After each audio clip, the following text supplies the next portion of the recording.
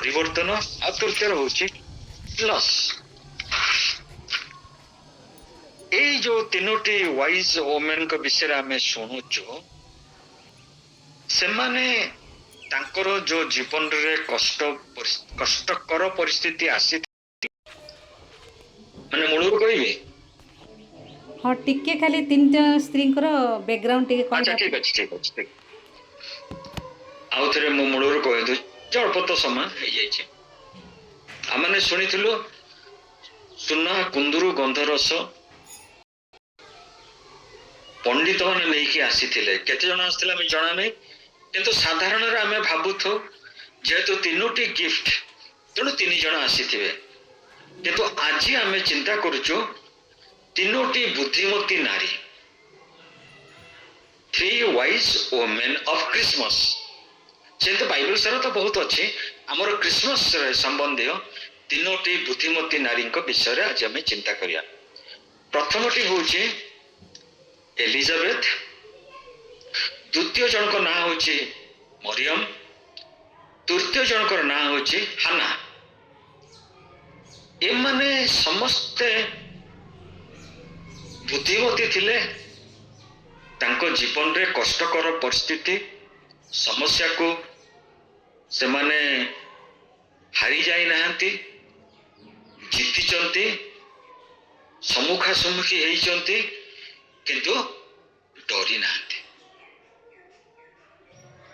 Elizabeth दाम्पत्य जीवन आरंभ कले सुख पाइलेनी कारण तांकर किसी संतान नथिला। से समय लोक मानकर थिला जहार जतुटी संतान से सेतिकी से माने धन्य बोलिका लोक माने कहउथिले। मरियम कुमारी थिले हठात परिवर्तन तांकर देहरे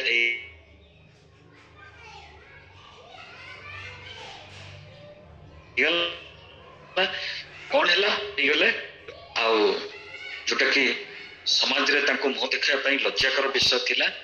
आपरे आमे देखुछु हाना तांको विवाहर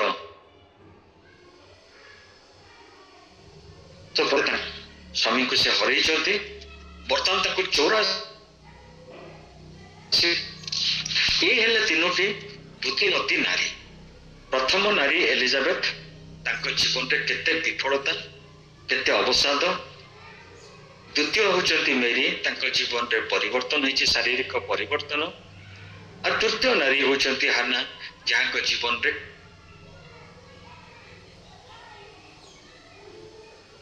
क्षति होइछि किंतु से माने ए जो कष्टकर परिस्थिति रे हार मानि ना ए विफलता से मान को जीवन रे कौनसी भाव रे प्रभाव विस्तार कर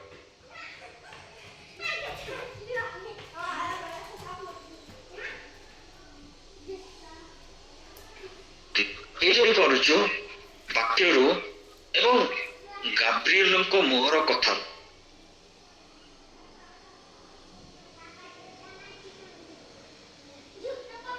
तुमर ये आमर ओडिया रे तर्जमा है तुमर निवेदन सब शुणा जाए क्या कथा किए केमती तर्जमा कला अर्थात एथुरु जना पड़े से माने प्रार्थना करी आसुतिले कि से पर्यंत ताकर से जो शारीरिक शक्ति थिला से पर्यंत प्रार्थना करथिले कि युवा काल रे प्रार्थना करथिले विषय उल्लेख नाही जेते आमने से विषय चिंता करिबा नाही जे से ए पर्यंत प्रार्थना करथिले दूत भी कहिले बोली कि आमे सेटा को धरिबा नाही कारण लेखा होची से मानकर बयस अधिक थिला जेहेतु बयस अधिक थिला जहाँ संभवतः ए समय से प्रार्थना करू नथिले। इस्राएल रो इतिहास रो जतिके आमे जानी पारुचु सेते बळकार संख्या याजक मानक संख्या बहुत बेसी थिला। तेथि से माने किए को दिन पूजा करिवे को दिन के आ से धूप देवे सेटा को बुली बांट द्वारा निर्णय करथिला। से दिन जिखरियंकर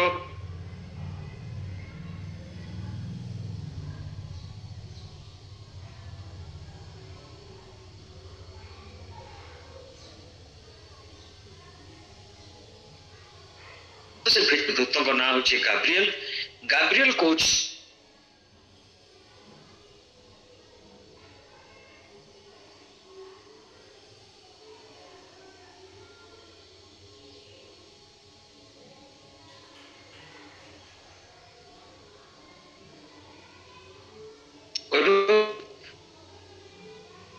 ପ୍ରଥମେ ସେ କଣ କହିଲେ, ତୁମର ନିବେଦନ ସବୁ ଶୁଣା ହେଇଛି, ତୁମର ପ୍ରାର୍ଥନା ସବୁ ଶୁଣା ଯାଇଛି। ଏଥିରୁ ଆମେ ଜାଣୁଛୁ ଏଲିଜାବେଥ ଏଇ ଯୋଉ କଷ୍ଟକର ସମୟ ଦେଇ ଯାଇଛନ୍ତି, ଲଜ୍ଜାକର ସମୟ ଦେଇ ଯାଇଛନ୍ତି, ଦୁଃଖର ସମୟ ଦେଇକି ଯାଇଛନ୍ତି, ପିଲା ନ ହବାର ସମୟ ଦେଇକି ଯାଇଛନ୍ତି, ଯୋଉ ସମୟ କି ତାଙ୍କର ବର୍ତ୍ତମାନ ଆଉ ଆଶା ବି ନାହିଁ, କିନ୍ତୁ ସେଇ ସମୟ ବିଷୟରେ କିଛି କୁହାହଉନି, କୁହାହଉଛି ତୁମର ପ୍ରାର୍ଥନା ଶୁଣା ଯାଇଅଛି। ଅର୍ଥାତ୍ ଏଇ ସବୁ ପରିସ୍ଥିତି ଗୁଡାକ ଆମ ଦେହରେ ବିଟରନେସ୍ ଆଣେ, ତିକ୍ତତା ଆଣେ, ଈଶ୍ୱରଙ୍କ ପ୍ରତି ଆମମାନଙ୍କର ଅବିଶ୍ୱାସ ଆସେ। କାରଣ ହୁଏତ ମୋର ପ୍ରାର୍ଥନାକୁ କୌଣସି ମାନ୍ୟତା ଦିଆଯାଉ ନାହିଁ, କିନ୍ତୁ ତାଙ୍କ ବିଷୟରେ ସୁନ୍ଦର କଥା ବାକ୍ୟ କହେ। କଣ କୁହାଯାଏ? ସେମାନେ ଉଭୟ 6 ପଦରେ, ଲୁକ 1:6 ସେମାନେ ଉଭୟ ପ୍ରଭୁଙ୍କର ସମସ୍ତ ଆଜ୍ଞା ବିଧି ଅନୁସାରେ ନିର୍ଦ୍ଦୋଷ ରୂପେ ଆଚରଣ କରି ଈଶ୍ୱରଙ୍କ ଦୃଷ୍ଟିରେ ଧାର୍ମିକ ଥିଲେ। ଆ ଉପରେ ଏତେ ଗୁଡାକ ସବୁ ଟ୍ରାନ୍ସଲେସନ ଇଂରାଜୀରେ ଆସିଛି। ଗୋଟେ ବଢିଆ ଟ୍ରାନ୍ସଲେସନ ସେଟା ହଉଛି they please the lord, she please the lord. ଯୋଉ ସମୟରେ ମୁଁ ଜଣକ ଉପରେ ରାଗିବା କଥା, ତା ଉପରେ ମୁଁ ନ ରାଗିକିରି ମୁଁ ତାର ସନ୍ତୋଷ ପାତ୍ର ହବାଟା ହଉଛି ସବୁଠୁ ବଡ ବିଷୟ। ଅର୍ଥାତ୍ ମୋ ଜୀବନ ଯୋଉ ପ୍ରତିକୂଳ ଅବସ୍ଥା ଆସିଛି, ସେ ପ୍ରତିକୂଳ ଅବସ୍ଥାରେ ମୁଁ ହାରିଯାଇ ନାହିଁ। ମୁଁ ନିଶ୍ଚିତ ଭାବରେ ଜାଣିଛି ଯେ ଯୋଉ ପ୍ରଭୁ ଈଶ୍ୱରକୁ ମୁଁ ସେବା କରେ, ସେ ରୋମିଓ ମାନଙ୍କର ଶାସନରୁ ଆମମାନଙ୍କୁ ମୁକ୍ତ କରିବେ ଏବଂ ମସିହଙ୍କୁ ଆମମାନଙ୍କ ପାଖକୁ ପଠାଇବେ। ଏଟା ପ୍ରତି ଜିଉସ୍ ସେମାନେ ଜାଣିଛନ୍ତି, ଆଉ ସେମାନେ ମନ୍ଦିରକୁ ଯାଇ ସେଇ କଥା ପ୍ରାର୍ଥନା କରନ୍ତି ଏବଂ ସମଗ୍ର ମଣ୍ଡଳୀ ମଧ୍ୟ ସେ ଯାଜକଙ୍କର କଥାକୁ କଥା ଧରିକିରି ସେମାନେ ମଧ୍ୟ ପ୍ରାର୍ଥନା କରନ୍ତି। କିନ୍ତୁ ଯାଜକ ନ ଫେରିବା ପର୍ଯ୍ୟନ୍ତ ସେମିତି ସେମାନେ ଜଗିକିରି ବାହାରେ ବସିଥାନ୍ତି। ଏବେ ଆମେ ଦେଖୁଛୁ ଏଇ ଯୋଉ ଭଦ୍ର ବ୍ୟକ୍ତି ବା ଯାଜକ ବ୍ୟକ୍ତି ଜିଖରିୟ, ତାଙ୍କ ବିଷୟରେ କୁହାହଉଛି ଯେ ଉଭୟ, ଜଣେ ନୁହେଁ ଉଭୟ, 6 ପଦରେ ସେମାନେ ଉଭୟ ପ୍ରଭୁଙ୍କର ସମସ୍ତ ଆଜ୍ଞା ବିଧି ଅନୁସାରେ ନିର୍ଦ୍ଦୋଷ ରୂପେ, ନିର୍ଦ୍ଦୋଷ କହିଲେ ବ୍ଲେମଲେସ୍। ଯଦି କେବେ ହେଲେ ବି ଏଲିଜାବେଥ ପ୍ରଭୁଙ୍କ ଏଗେନଷ୍ଟରେ କହିଥାନ୍ତେ, ପ୍ରଭୁଙ୍କୁ ଦୁଃଖ ଦେଲା ଭଳିଆ କଥା କହିଥାନ୍ତେ, ସେଇଟା ତାଙ୍କ ପକ୍ଷରେ ନିର୍ଦ୍ଦୋଷ ବୋଲି ଧରା ଯାଇ ନଥାନ୍ତା। ବା ଇଂରାଜୀରେ ମୁଁ ଯୋଉ କହୁଛି, ଯୋଉ ଟ୍ରାନ୍ସଲେସନ ଗୋଟେ ଗୋଟେ ଅଛି, ବହୁତ ବଢିଆ ଟ୍ରାନ୍ସଲେସନ, ସେଥିରେ ଲେଖା ହେଇଛି ଦେ ପ୍ଲିଜ ଦ ଲର୍ଡ। ସେମାନେ ଈଶ୍ୱରଙ୍କୁ ସନ୍ତୁଷ୍ଟ କଲେ। ଅର୍ଥାତ୍ ସେମାନଙ୍କ ମୁଖରୁ କୌଣସି ଭାବରେ ବିରକ୍ତିଜନକ, ତିକ୍ତତାର କଥା, ଈଶ୍ୱରଙ୍କୁ ବାଧିଲା ପରିକା କଥା କେବେ ବାହାରିନି। ସେମାନେ ସବୁବେଳେ ପ୍ରଭୁଙ୍କୁ ସନ୍ତୁଷ୍ଟ କଲା ପରିକା କାର୍ଯ୍ୟ କରୁଥିଲେ। ଆଉ ସେତିକି ନୁହେଁ, ସମସ୍ତ ଆଜ୍ଞା ଓ ବିଧି ଅନୁସାରେ ଈଶ୍ୱରଙ୍କ କାମ କରିକିରି ଈଶ୍ୱରଙ୍କ ନିକଟରେ ନିର୍ଦ୍ଦୋଷ ଓ ଧାର୍ମିକ ଥିଲେ। ପ୍ରଭୁ ଧାର୍ମିକ ମାନଙ୍କୁ ଭଲ ପାଆନ୍ତି। ନୋହ ଜଣେ ଧାର୍ମିକ ଥିଲେ, ଆଇବ ଜଣେ ଧାର୍ମିକ ଥିଲେ। ଆଉ ସେମାନଙ୍କର ଗୋଟିଏ ମୂଳ ମନ୍ତ୍ର ହଉଛି, ଦିନ ରାତି ସେମାନେ ଚିନ୍ତାଧାରାରେ ଥାଏ, ଆମେ କେମିତି ଈଶ୍ୱରଙ୍କୁ ସନ୍ତୁଷ୍ଟ କରିବା, ୱିଲ୍ ପ୍ଲିଜ ଦ ଲର୍ଡ। ତେଣୁ ଆମେ ଏଇଥିରୁ ଜାଣୁଛୁ ଏଲିଜାବେଥ ତାଙ୍କର ଯୋଉ ଦୁଃଖଦ ପରିସ୍ଥିତିରେ ସେ ହାରି ଯାଇ ନଥିଲେ, ରାଦର ସେ ପରମେଶ୍ୱରଙ୍କ ଦୃଷ୍ଟିରେ ଧାର୍ମିକା ଭାବରେ ଜୀବନ ଯାପନ କରୁଥିଲେ। ଗୋଟେ ଷ୍ଟ୍ରଙ୍ଗ ପର୍ସନାଲିଟି। କୌଣସି ପ୍ରତିକୂଳ ପରିସ୍ଥିତିରେ ଆମେ ଯେମିତି ଭାଙ୍ଗି ପଡୁ, ହଠାତ୍ କିନା ଆମମାନଙ୍କର ଓପିନିଅନ ଚେଞ୍ଜ କରିଦଉ, ଆମେ ଅନ୍ୟକୁ ରାଗିବା ଉପରେ ବା ତାକୁ କମ୍ପ୍ଲେନିଂ ନେଚର ଆମେ ଦେଖିଛୁ। ଯେତେବେଳେ ମୂଷା ନେଇକି ଆସୁଥିଲେ, ଯେମିତି କୌଣସି ଗୋଟେ ସମସ୍ୟା ଆସିବ, ସେମାନେ କଣ କରୁଥିଲେ, କମ୍ପ୍ଲେନ କରିବା ଷ୍ଟାର୍ଟ କରିଦଉଥିଲେ। ସେମାନେ ଈଶ୍ୱରଙ୍କ ଆଡକୁ ସେମାନେ କମ୍ପ୍ଲେନ କରିବା ଷ୍ଟାର୍ଟ କରିଦଉଥିଲେ, ମୂଷାଙ୍କୁ ଗାଳି ଦଉଥିଲେ ଏବଂ ଗୋଟେ ସମୟରେ ଲେଖା ହେଇଛି ସେମାନେ ପଥର ବି ଉଠେଇଥିଲେ।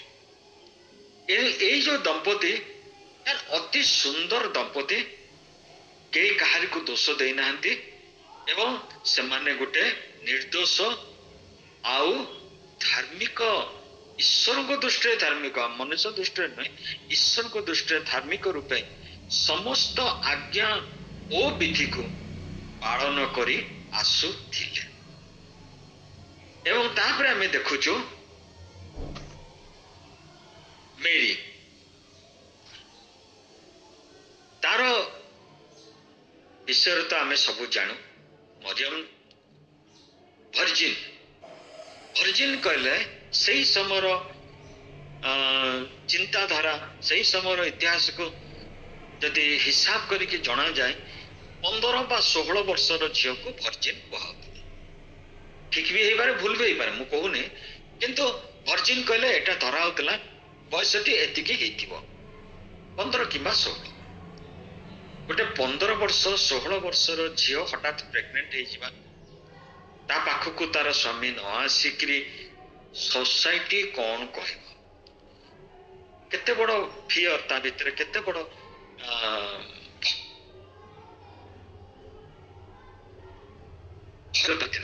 ଭେରି ନ୍ୟାଚୁରାଲ, କିଛି ଗୋଟେ ଅପ୍ରାକୃତିକ ଜିନିଷ ନୁହେଁ, ଭୟ ରହିବା ନିହାତି ଦରକାର। କାରଣ ସେଟାକୁ ଜଣାଯିବ ସେ ଗୋଟେ ବ୍ୟଭିଚାରୀ ସ୍ତ୍ରୀ ଲୋକ, ତାକୁ ପଥର ଫୋପାଡ଼ିକି ମାରିଦେଇ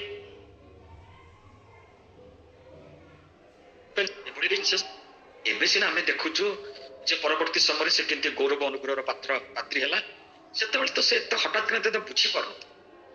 ତୃତୀୟ ହଉଛନ୍ତି ହାନ୍ନା। ସେ କୋଉ ବିଷୟକୁ ଜୟଲାଭ କଲେ ନା ତାଙ୍କ ଜୀବନର ଯୋଉ ଦୁଃଖ,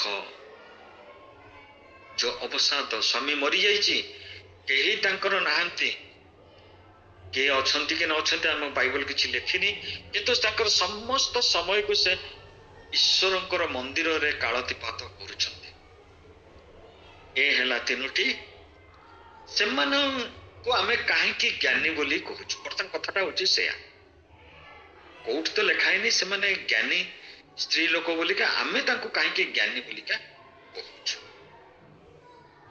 ସେମାନେ ଯୋଉ ଡିସିସନ ନେଇଛନ୍ତି, ସେମାନେ ଯୋଉ ନିଷ୍ପତ୍ତି ନେଇଛନ୍ତି, ଜୀବନର ଯୋଉ ପ୍ରତିକୂଳ ଅବସ୍ଥାକୁ ଯେତେବେଳେ ସାମ୍ନା ସାମ୍ନି କରିଛନ୍ତି, ସେମାନେ କୋଉ ଭଳି ଭାବରେ ସେମାନଙ୍କର ଡିସିସନ ନେଇଛନ୍ତି, ନିଷ୍ପତ୍ତି ନେଇଛନ୍ତି, ତାରି ଆଧାର ଉପରୁ ଆମେ ଚିନ୍ତା କରୁଛୁ ସେମାନେ ବୁଦ୍ଧିମତୀ ନାରୀ।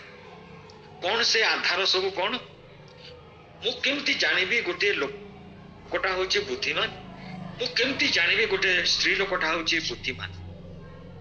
ସେମାନେ କୋଉ ନିଷ୍ପତ୍ତି ନଉଛନ୍ତି, କୋଉ ଡିସିସନ ନଉଛନ୍ତି, ସେମାନେ କିଭଳି ଭାବରେ ତାଙ୍କ ଜୀବନର ଯାତ୍ରାକୁ ସମ୍ଭାଳିଲା ବେଳକୁ ତାଙ୍କ ଜୀବନରେ ଯୋଉ ଯୋଉ ନିଷ୍ପତ୍ତି, ଯୋଉ ଯୋଉ ଡିସିସନ ସବୁ ନଉଛନ୍ତି, ସେଟା ସମସ୍ତେ ଜାଣୁଛନ୍ତି।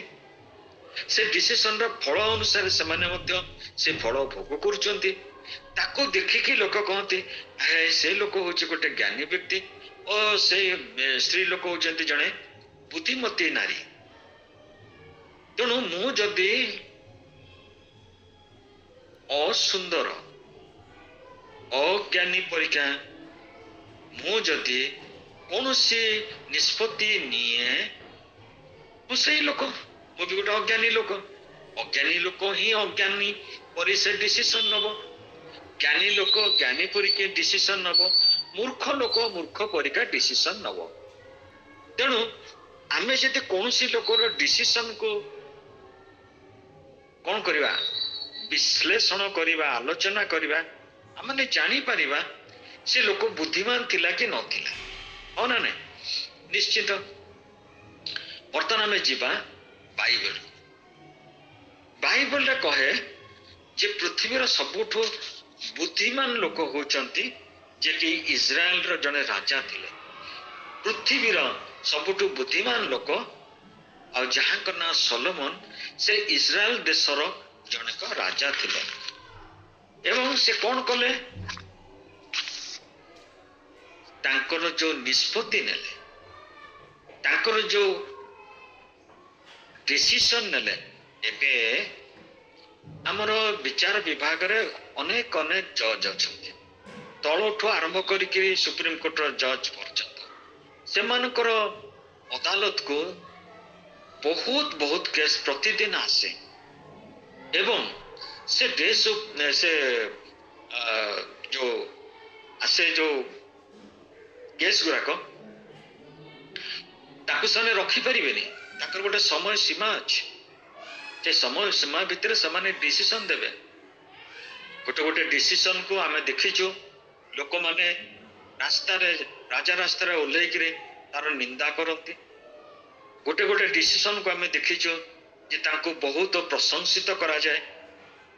ସେମିତି ଆମେ ଯଦି ଦେଖିବା ଦ୍ୱିତୀୟ ରାଜାବଳୀ 3 ପର୍ବର 28 ପଦ, ଏଇ ସଲୋମନ ରାଜା ସେ କଣ ଗୋଟେ ଡିସିସନ ନେଲେ ସେ ବିଷୟରେ ଲେଖା ହେଇଛି।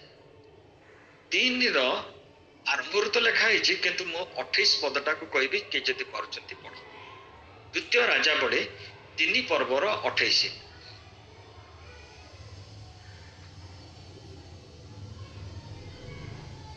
ରାଜାବଳୀ 3 ପର୍ବ 28 ପଦ ନାହିଁ ମାମୁଁ।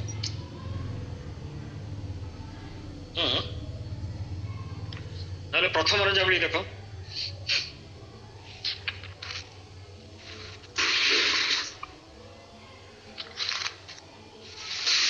ସେଇଟା ଅଛି। ହଁ ପଢ।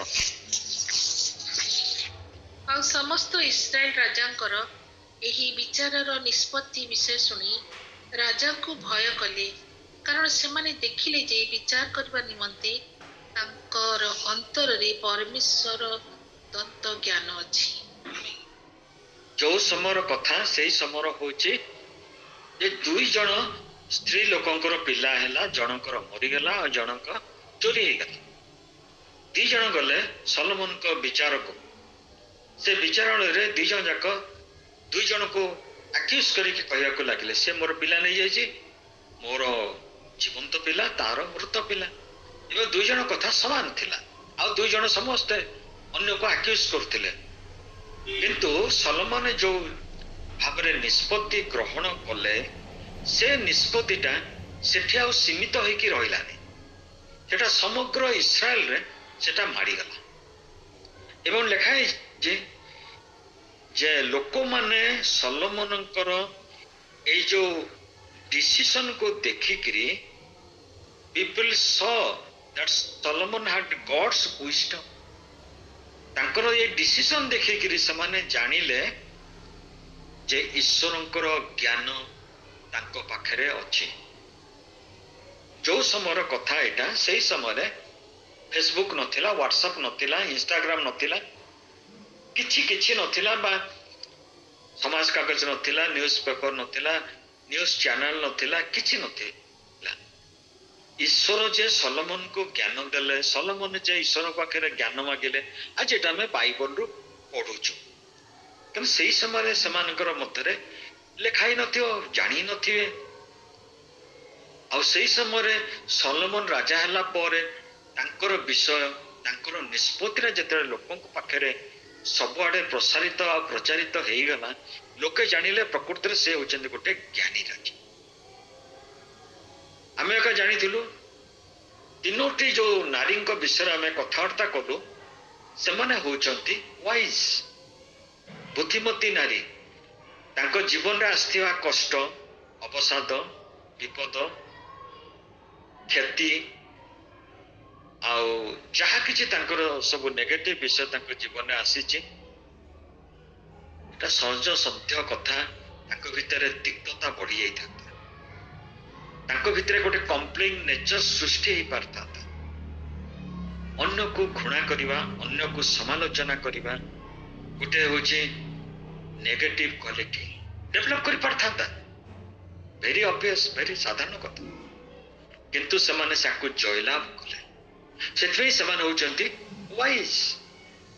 ଆମର ଡିସିସନ ମେକିଂ ଦ୍ୱାରା ଆମେ ଜଣା ପଡୁ ଆମେ ମୂର୍ଖ କି ଜ୍ଞାନୀ କି ଅଜ୍ଞାନୀ। ସେମାନେ ସେଇଟାକୁ ଯେତେବେଳେ ସବୁଆଡେ ସଲୋମନଙ୍କର ପ୍ରଚାରିତ ହେଲା, ସେତେବେଳେ ସେମାନେ ଜାଣିଲେ ସଲୋମନ ରାଜା ଗୋଟେ ଜ୍ଞାନୀ। ଆମେ ଯେତେବେଳେ ଦେଖୁଛୁ ଏଲିଜାବେଥଙ୍କ ବିଷୟରେ, ସେତେବେଳେ ଆମେ ଦେଖୁଛୁ ହାନାଙ୍କର ବିଷୟରେ ଦ୍ୱିତୀୟ ଅଧ୍ୟାୟରେ ଅଛି, ତାଙ୍କର ପ୍ରଥମ ଅଧ୍ୟାୟରେ, ତାଙ୍କର ଦ୍ୱିତୀୟ ଅଧ୍ୟାୟରେ। ଆଉ ଆମେ ଏରକମ ଭାବରେ ଆମେ ଦେଖୁଛୁ ଲୋକ ଏକ ପର୍ବର, ଏଟା ଟିକେ କେହି ଯଦି ପାରୁଛନ୍ତି ପଢି ଦିଅନ୍ତୁ,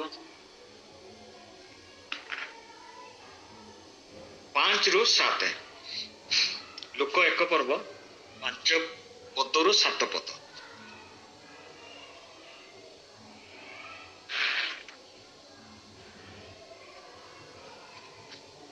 ନହେଲେ ମୁଁ ପଢିଦଉଛି। ଯିହୁଦା ଦେଶର ରାଜା ହେରୋଦଙ୍କ ସମୟରେ ଅବିୟଙ୍କ ଦଳର ଜିଖରିୟ ନାମକ ଜଣେ ଯାଜକ ଥିଲେ। ତାଙ୍କ ଭାର୍ଯ୍ୟା ହାରଣ ବଂଶର କନ୍ୟା, ତାଙ୍କର ନାମ ଏଲିସାବେଥ। ସେମାନେ ଉଭୟ ପ୍ରଭୁଙ୍କର ସମସ୍ତ ଆଜ୍ଞା ଓ ବିଧି ଅନୁସାରେ ନିର୍ଦ୍ଦୋଷ ରୂପେ ଆଚରଣ କରି ଈଶ୍ୱରଙ୍କ ଦୃଷ୍ଟିରେ ଧାର୍ମିକ ଥିଲେ। କିନ୍ତୁ ସେମାନଙ୍କର ସନ୍ତାନ ନଥିଲା, କାରଣ ଏଲିସାବେଥ ବନ୍ଧ୍ୟା ଥିଲେ, ପୁଣି ଉଭୟଙ୍କ ବୟସ ଅଧିକ ହୋଇଯାଇଥିଲା। ଅର୍ଥାତ୍ ଆମର ମେଡିକାଲ ସାଇନ୍ସ ଅନୁସାରେ ସେମାନଙ୍କର ଯୋଉ ପ୍ରୋକ୍ରିଏସନ ପାୱାର ସେଟା ଚାଲି ଯାଇଥିଲା। ସେଇ ସମୟରେ ତାଙ୍କୁ ପାଇଁ ଗୋଟେ ଶୁଭ ସମ୍ବାଦ ଆସିଲା ଯେ ସେ ଆଉ ଥରେ ସନ୍ତାନ ପ୍ରସବ କରିବେ। ପ୍ରଥମେ ଆଗେ ଗର୍ଭଧାରଣ କରିବେ ଆଉ ସନ୍ତାନ ପ୍ରସବ କରିବେ। ଏଇଠି ଆମେ ଦେଖୁଛୁ ଯେତେବେଳେ କୌଣସି ବିଷୟ ଆମକୁ ଦୀର୍ଘ ଦିନ ଧରିକିରି ଅପେକ୍ଷା କରିବାକୁ ପଡେ, ତାରି ମଧ୍ୟରେ ପ୍ରଭୁ ତାଙ୍କର ଯୋଜନାକୁ ଅତି ସୁନ୍ଦର ଭାବରେ ଫିଟ୍ କରନ୍ତି। ଏତେ ତ ଧାର୍ମିକ, ଏତେ ତ ନିର୍ଦ୍ଦୋଷ, ତାଙ୍କର ଆଗରୁ ସନ୍ତାନ ହେଇଥିଲେ ଅସୁବିଧା କଣ ହେଇଥାନ୍ତା? ନା, ପ୍ରଭୁ କାହିଁ ଭର୍ଜିନ ମେରିକୁ କାହିଁକି ଡିସାଇଡ୍ କଲେ ଯେ ଗର୍ଭର ପ୍ରଥମ ସନ୍ତାନ ହବ ଯିଏ ସେ ପ୍ରଭୁଙ୍କ ପାଇଁ ନିବେଦିତ ହବ? ପ୍ରଥମ ସନ୍ତାନ ଯୀଶୁ ହେଲେ ପ୍ରଥମ ଗର୍ଭଜାତ ସନ୍ତାନ। ଯୋହନ ଡୁବ କହୁଛନ୍ତି ପ୍ରଥମ ଗର୍ଭଜାତ ସନ୍ତାନ। ପ୍ରଭୁ ପ୍ରଥମ ଜାତ ମାନଙ୍କ ଉପରେ ମୂଷାଙ୍କୁ କହିଥିଲେ ସେମାନେ ସ୍ପେଶିଆଲ ଲୋକ। ପ୍ରଭୁ ଯେତେବେଳେ ମିଶରରେ ମାରିଲେ, ସଂହାରକ ଦୂତ ଯେତେବେଳେ ମାରିଲେ, ସେତେବେଳେ ଆଉ କାହାକୁ ନାହିଁ, ପ୍ରଥମ ଜାତ। ଅର୍ଥାତ୍ ପ୍ରଥମ ଜାତ ହବା ପାଇଁ ଯେହେତୁ ଯୀଶୁଙ୍କର କାଳ ସମ୍ପୂର୍ଣ୍ଣ ହେଇନଥିଲା ଏବଂ ଯୋହନ ଡୁବକ ହଉଛନ୍ତି ତାଙ୍କର ଅଗ୍ରଗାମୀ ବା ଆମ୍ବାସାଡର ବା ହେରାଲ୍ଡ। ଆଗରେ ଥାଏ କୌଣସି ମହାପୁରୁଷ ବା ରାଜା ଯେତେବେଳେ ଯିବେ ତାଙ୍କ ଆଗରେ ଜଣେ ଦୌଡ଼ି ଦୌଡ଼ିକା ସେ ହେରାଲ୍ଡ ଯିଏ, ସେ ବଡ ପାଟିରେ ଘୋଷକ, ସେ ଘୋଷଣା କରି ଚାଲିବ ଯେ ରାଜାଙ୍କର ସବୁ ଗୁଡାକ ଆଡଜେକ୍ଟିଭ ଲଗେଇକିରି ସେ ମହାବିକ୍ରମଶାଳୀ, ସେ ସୈନ୍ୟାଧିପତି, ସେ ଅମୁକ, ତାଙ୍କର ଅମୁକ, ସେ ଆସୁଛନ୍ତି ଆଉ ତମାନେ କଣ କର, ପ୍ରସ୍ତୁତ ହୁଅ ବା ବାଟକୁ ସଫା କର। ତେଣୁ ଯୋହନ ଡୁବକ ଆଉ ଯୀଶୁଙ୍କର ମଧ୍ୟରେ କେବଳ ଡିଫରେନ୍ସ ଥିଲା 6 ମାସ। ଦେଖନ୍ତୁ, ଯେତେବେଳେ କୌଣସି ପ୍ରାର୍ଥନା ଉତ୍ତର ମିଳିବା ଡେରି ହଉଛି, ସେତେବେଳକୁ ଆମେ ଜାଣିବା ଯେ ପ୍ରଭୁଙ୍କର ଯୋଜନା ସମ୍ପୂର୍ଣ୍ଣ ହବା ପାଇଁକା ପ୍ରଭୁ ଅଟକେଇଛନ୍ତି। ପ୍ରକାଶିତ 6 ପର୍ବରେ ଦେଖିବା, ସେ ବେଦୀ ମଧ୍ୟରୁ ଆତ୍ମାଗଣ ବାହାରିକି କହୁଛନ୍ତି, ପ୍ରଭୁ କେତେ କାଳ ଆମେ ରହିବା, ଅପେକ୍ଷାରେ ରହିବା, କେତେ କାଳ ପରେ ତୁମେ ଆମ ରକ୍ତର ତୁମେ ପ୍ରତିକାର କର, ପ୍ରତିଶୋଧ ନବ। ତାଙ୍କୁ ସେମାନଙ୍କୁ ଶୁକ୍ଳ ବସ୍ତ୍ର ଦିଆହଉଛି ପରିଧାନ କରିବା ପାଇଁ, ଆଉ ସେମାନଙ୍କୁ କୁହାହଉଛି ତୁମେ ବିଶ୍ରାମ କର। ଜୀବନ ସାରା କଷ୍ଟ କରିଛ, ତମକୁ ହତ କରାଯାଇଛି, ବିଶ୍ରାମ କର। ଯେତେବେଳେ ଯୋସେଫ ସେ ଡ୍ରିମ୍ ବା ସ୍ୱପ୍ନର ମିନିଂ ବାହାର କରିକି ଦି ଜଣକୁ କହିଛନ୍ତି, ଜଣକୁ ବଧ କରାଯିବ ଆଉ ଜଣେ ରାଜ୍ୟ କାର୍ଯ୍ୟରେ ସେ ଅଧିଷ୍ଠିତ ହେବେ। ଯେତେବେଳେ ସେ ପାନପାତ୍ର ବାହକ ଅଧିଷ୍ଠିତ ହଉଛନ୍ତି, ଭାରି ଗୋଟେ ଇମ୍ପୋର୍ଟାଣ୍ଟ ପୋଷ୍ଟ, କାରଣ ରାଜାଙ୍କୁ ଯୋଉ ଖାଦ୍ୟ ଦିଆଯିବ ସେଥିରେ ଯଦି କିଏ ବିଷ ମିଶେଇ ଦେଲା, ସେଥିପାଇଁ ଏଇ ପୋଷ୍ଟଟା ଭାରି ଉତ୍ତମ ଲୋକକୁ, ବିଶ୍ୱସ୍ତ ଲୋକକୁ ଦିଆଯାଏ ଏବଂ ସେ ତାକୁ ସମ୍ପୂର୍ଣ୍ଣ ପରୀକ୍ଷା ନିରୀକ୍ଷା କରିକି ଆଣି ସାରିଲା ପରେ ସେ ଆଣିକି ରାଜାଙ୍କ ପାଖରେ ପହଞ୍ଚେଇବ। କିନ୍ତୁ ତା ସାଙ୍ଗରେ ଜେଲରେ ଥିଲା ଆଉ ଗୋଟେ ଯିଏକି ବେକର ବା ରୋଟି ବା କେକ୍ ବା ବିସ୍କୁଟ ବନାଏ, ସେ କିନ୍ତୁ ଆଉ ଥରେ ଅବସ୍ଥାପିତ ହେଲାନି। ଏବଂ ଏଇ ଦିଟା ବିଷୟରେ ଯାହା କହିଥିଲେ ଯୋସେଫ ସେଟା କାର୍ଯ୍ୟକାରୀ ହେଲା। ଏବଂ ଯୋସେଫ କହିଥିଲେ ଯେ ତମେ ଯେତେବେଳେ ଫାରୋଙ୍କ ପାଖରେ ଅଧିଷ୍ଠିତ ହବ, ମତେ ମନେ ପକେଇବ, ମୋ ବିଷୟରେ କହିବ, ମୁଁ ଇନୋସେଣ୍ଟ ଗୋଟେ ହିବ୍ରୁ ଯେହେତୁ ତ କହିନଥିଲି, ମୁଁ ଜଣେ ଇନୋସେଣ୍ଟ ହିବ୍ରୁ, ମୋର କୌଣସି ଭୁଲ ନାହିଁ। କିନ୍ତୁ ଲେଖା ହେଇଛି ସେ 2 ବର୍ଷ କାଳ ଭୁଲିଗଲେ। Very unusual. ତମେ ଗୋଟେ ଜଣଙ୍କର ସ୍ୱପ୍ନର ଅର୍ଥରେ ଆଜି ଆସିକି ରାଜପଥ କାର୍ଯ୍ୟରେ ଆଉଥରେ ଅଧିଷ୍ଠିତ ହେଲ। ତମକୁ ଜଣେ ଅନୁରୋଧ କରିଥିଲା, ତମର ସ୍ୱପ୍ନର ଅର୍ଥ କହିଥିଲା, ତମେ 2 ବର୍ଷ ପର୍ଯ୍ୟନ୍ତ ଭୁଲିଗଲ, ମନେ ପଡିଲାନି। କେଡେ ଅକୃତଜ୍ଞ ତୁମେ। ନାଇଁ, ସେ ଅକୃତଜ୍ଞ ନୁହେଁ, ପ୍ରଭୁଙ୍କର ବିଶିଷ୍ଟ ଯୋଜନାର ସେ ଅଂଶ ବିଶେଷ। କାରଣ 2 ବର୍ଷ ପରେ ଫାରୋ ଦେଖିବେ ସ୍ୱପ୍ନ, ଫାରୋ ଖୋଜିବେ ଲୋକ, ଫାରୋ ଖୋଜିବେ ଜ୍ଞାନବାନ ଅଫିସର।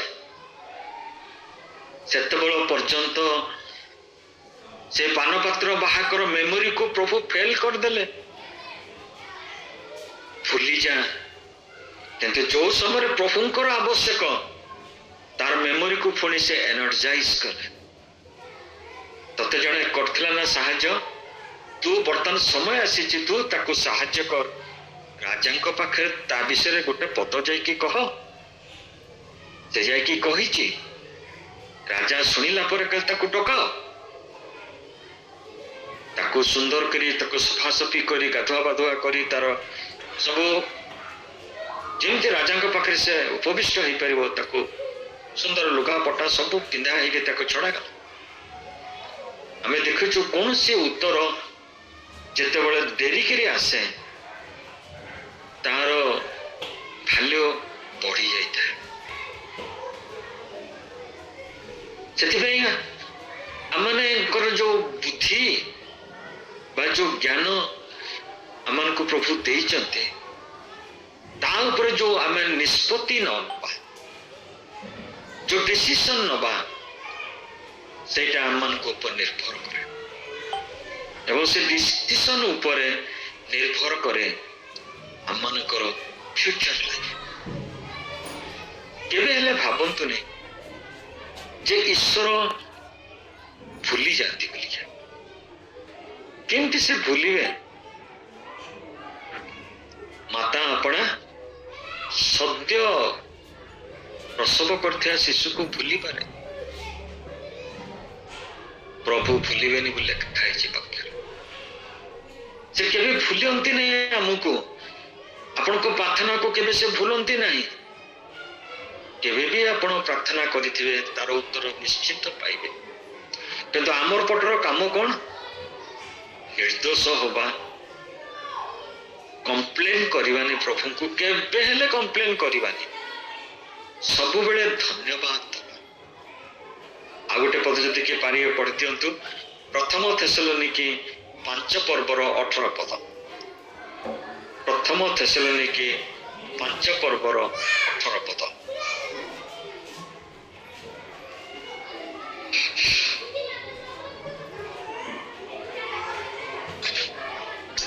କିନ୍ତୁ ହେ ଭାଇମାନେ, କାଳ ଓ ନିର୍ଦ୍ଦିଷ୍ଟ ସମୟ ସମ୍ବନ୍ଧରେ ତୁମ୍ଭମାନଙ୍କ ନିକଟକୁ କିଛି ଲେଖିବା ଆବଶ୍ୟକ ନାହିଁ। ଭଉଣୀ କୋଉଟା ପଢୁଛନ୍ତି? 1 ଥେସଲୋନିକ 5 ପର୍ବ 8 ପଦ। ସବୁ ଅବସ୍ଥାରେ 18 ପଦ। ଧନ୍ୟବାଦ ଦିଅ। ସବୁ ଅବସ୍ଥାରେ ଧନ୍ୟବାଦ ଦିଅ କାରଣ ତୁମମାନଙ୍କ ବିଷୟରେ ଖ୍ରୀଷ୍ଟ ଯୀଶୁଙ୍କ ଠାରେ ଏହା ଈଶ୍ୱରଙ୍କର ଅଭିମତ। ଯେତେବେଳେ ଆମେ ମାନେ ଧନ୍ୟବାଦ ଦଉ ଏଇ ପ୍ରକାର ସମୟରେ ଗୋଟେ ଗୁଡ୍ ପିରିୟଡ ଆଉ ଗୋଟେ ବ୍ୟାଡ୍ ପିରିୟଡ। ଗୁଡ୍ ପିରିୟଡ ସମସ୍ତେ ଧନ୍ୟବାଦ ଦେଇଦେବେ, ବଢିଆ ଖାନା ପାନା ସବୁ ହବ, ଲୋକ ବାକ ଆସିବେ, ଭୋଜି ଭାତ ହେନ୍ ତେନ୍ ସବୁ ହବ।